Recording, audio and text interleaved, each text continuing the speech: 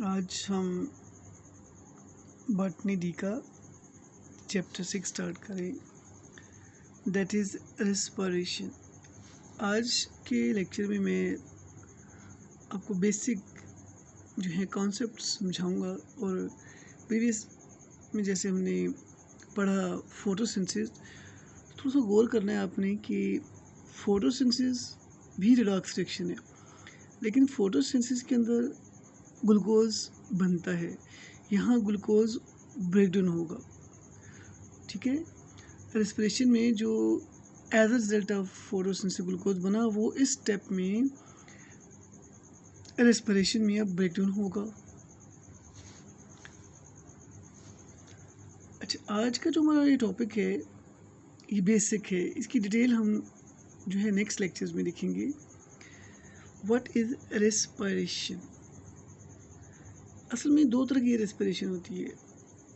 एक रेस्पिरेशन हम जनरली लेते हैं ब्रीथिंग को, ये जनरली बात करूँ। एक रेस्पिरेशन होती है जो ऑक्सीजन सेल के अंदर एंटर होती है, यानी सेल के अंदर जो फूड है वो बर्न करती है ऑक्सीजन से। ठीक है, वो रेस्पिरेशन है। और यहाँ पे हम ऐसी ही बात करेंगे, दैट इज़ सेलुलर रेस्पिरेशन। जैसे कि मैंने बताया ये रेडॉक्स रिएक्शन है। अब यहाँ पे मेन देखिएगा, यहाँ पर ग्लूकोज जो है वो ब्रेक डाउन होगा। ग्लूकोज का फॉर्मूला को आइडिया होना चाहिए, C6H12O6। ग्लूकोज मैंने जैसे बताया ऑक्सीजन के साथ बर्न करेगा, मीन फूड की ऑक्सीडेशन होगी, और कार्बन डाइऑक्साइड, वाटर, और टोटल जो ग्लूकोज की कंप्लीट ब्रेकडाउन है उसके रिजल्ट में 36 ATP सिंथेसाइज होते हैं। होपफुली हम इसके सारे स्टेप्स में ये प्रूफ करेंगे कि how 36 ATP are produced. Okay, एक पॉइंट समझना है, ग्लूकोज तो ठीक एक सोर्स है, इसके अलावा प्रोटीन्स, लिपिड्स भी एनर्जी सोर्स हैं। जितने भी फूड हम लेते हैं वो by the digestion smallest particle में होते हुए फिर डिफ्यूजिबल पार्टिकल में इंटेस्टाइन से पास करके, जब इंटेस्टाइन से वो एब्जॉर्प्शन होती है तो फिर ये सेल के अंदर एंटर होती है फूड। और सेल के अंदर जब एंटर होगी तो सेल के साइटोप्लाज्म में क्या होगा हम देखेंगे। साइटोप्लाज्म के बाद जो सेल के अंदर जो सेल ऑर्गेनेलीज हैं, माइटोकॉन्ड्रिया, वहाँ पर क्या फिनोमेना होगा, इस सारी डिटेल आप मेरे साथ देखेंगे। अभी हम बेसिक देखते हैं। यहाँ पे दो तरह की रेस्पिरेशन की हम बात करेंगे।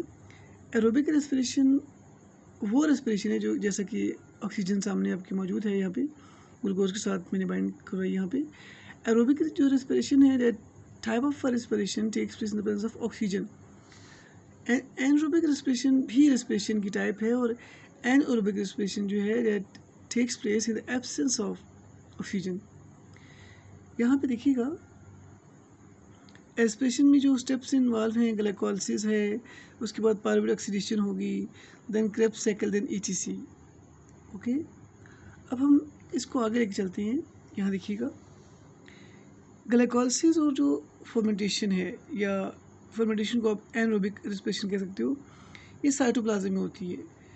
ठीक है, एनरोबिक रेस्पिरेशन, ये एनरोबिक रेस्पिरेशन की बात हम कर रहे हैं। एरोबिक रेस्पिरेशन जो है वो इस यहाँ नहीं हो सकती।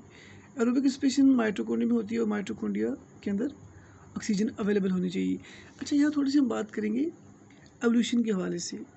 कहते हैं चूँकि ये एरोबिक रेस्पिरेशन जो है ये साइटोप्लाज्म में हो रही है विदाउट ऑक्सीजन, तो ये इसको रिलेट करते हैं एवोल्यूशन से रिलेटेड। शुरू में चूँकि यूकेरियोट्स नहीं थे, माइटोकॉन्ड्रिया नहीं थे, और एनरोबिक रेस्पिरेशन होती थी। ठीक है ना, जो प्रोकैरियोट्स थे दे विदाउट माइटोकॉन्ड्रिया, तो उनके अंदर जो है एनरोबिक रेस्पिरेशन स्टार्ट हुई। तो वो उसको लिंक करते हैं कि this is evolutionary point of view, this is related to evolution. अब मैं बेसिक्स थोड़े आपको कंसेप्ट बताऊंगा, फिर हम इसकी डिटेल भी नेक्स्ट लेक्चर में डेफिनेटली देखेंगे। What is glycolysis? ये सिंपल सिंपल टर्म्स MCQs में और शॉर्ट में आ जाती हैं। अब मैं बात करूँ ग्लाइकोलाइसिस की। ग्लाइकोलाइसिस क्या है? ग्लाइकोलाइसिस इज़, जैसे कि नाम से क्लियर है, ग्लूकोज से रिलेटेड है ये। लाइसिस में breakdown mean the breakdown of glucose. One glucose molecule break down into two molecule of pyruvate. यानी ग्लाइकोलाइसिस वो प्रोसेस है जो साइटोप्लाज्म में होता है, और इसमें एक ग्लूकोज जो है वो ब्रेक होता है इनटू 2 मॉलिक्यूल ऑफ पायरुवेट। अच्छा, ये हो गया स्टेप। इस तरह हम डिटेल में देखेंगे, ठीक है, कि ATP बनते हैं, ठीक है, और NADPH बनता है।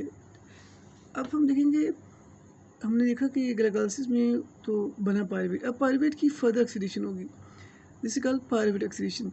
ये पायरुवेट ऑक्सीडेशन भी साइटोप्लाज्म में होती है between the mitochondria and cytoplasm. This is the transit state. और ये पायरुवेट ऑक्सीडेशन है, इसके अंदर एक प्रोसेस होता है ऑक्सीडेटिव डिकम्पोजिशन, यानी पायरुवेट 3 कार्बन कंपाउंड है। अब एक बात समझिएगा, ग्लूकोज 6 कार्बन कंपाउंड है, ये ब्रेक होगा 2 मॉलिक्यूल ऑफ 3 कार्बन कंपाउंड में, ठीक है। और ये जो पायरुवेट ऑक्सीडेशन है, इसमें 3 कार्बन कंपाउंड जो है वो, उसमें ऑक्सीडेटिव डिकम्पोजिशन होगी। ऑक्सीडेशन का मतलब है कि इसमें से हाइड्रोजन निकलेगा, और डिकम्पोजिशन का मतलब ये हुआ कि इसमें से CO2 भी रिलीज़ होगी, ठीक है। तो इसमें से जब कार्बन निकल रहा है, इसकी ऑक्सीडेशन हो रही है, ठीक है, हाइड्रोजन रिमूव हो रहा है, तो ये 2 कार्बन कंपाउंड में चेंज हो जाएगा।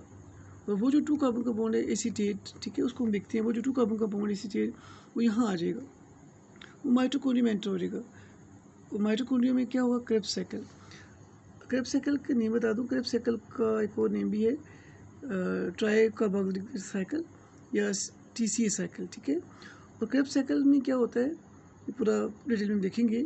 इसमें जो एसीटेट रिएक्ट करता है ऑक्सीडेटिव से, और इस क्रेब्स साइकिल में ATP बनता है, LDPH2 बनते हैं, CO2 रिलीज होती है, बहुत सारे प्रोसेस है, ठीक है।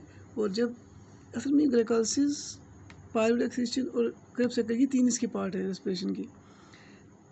ग्लाइकोलाइसिस, पायरुवेट ऑक्सीडेशन और क्रेब्स साइकिल के जो प्रोडक्ट बनते हैं, स्पेशली LDPH2, LDH2 और FADH2, वो उसमें हिडन फॉर्म ऑफ एनर्जी होती है।